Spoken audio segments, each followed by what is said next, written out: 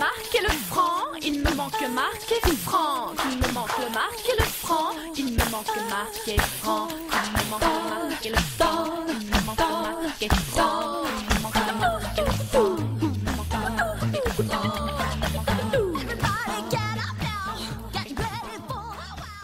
I was up very late at night and I was surfing the internet from location to location, and I read about this island in the South Pacific, an island where there was a cargo cult, and where they celebrated this holiday called John Frum Day. One day a year they have a massive celebration where everyone on the island gathers together at the base of an erupting volcano, and they tell the history of America as they know it to be in dance, theater, and song.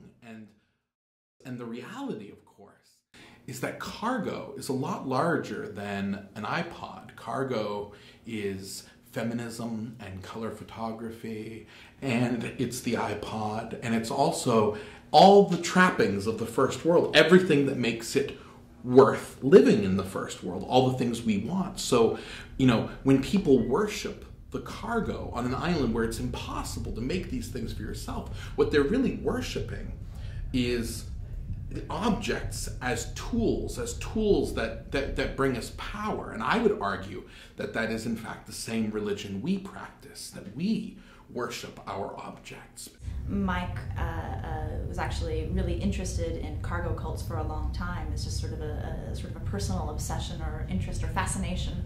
And then when he started reading about, or when he started thinking really about the financial collapse and sort of what that meant for our systems, it suddenly occurred to him, oh my gosh, I need to go to the island right now, and I need to go see what's happening there.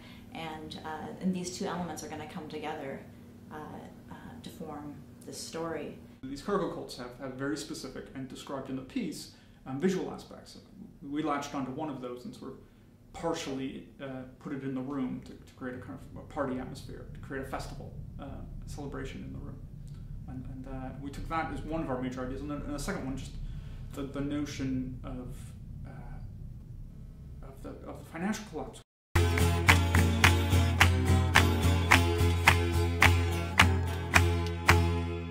He's telling you a story about himself, but he's also telling you a story about the world that you live in, and he's able to tie in historic threads and social trends. This monologue culminates in a ritual where the audience literally comes together in this way that is specific to this piece. And so we really wanted to create a charged environment that where that sort of thing could happen. The biggest challenge actually was the audience-stage relationship in the Newman. It's designed. The room has been designed as a modified proscenium theater or an end stage configuration, and there's a bit of a separation between the front row and the performer. And so what we've done is we've actually built an extension to sort of bring the energy of the stage out into the house some. To bring the event into the room, to negate that barrier.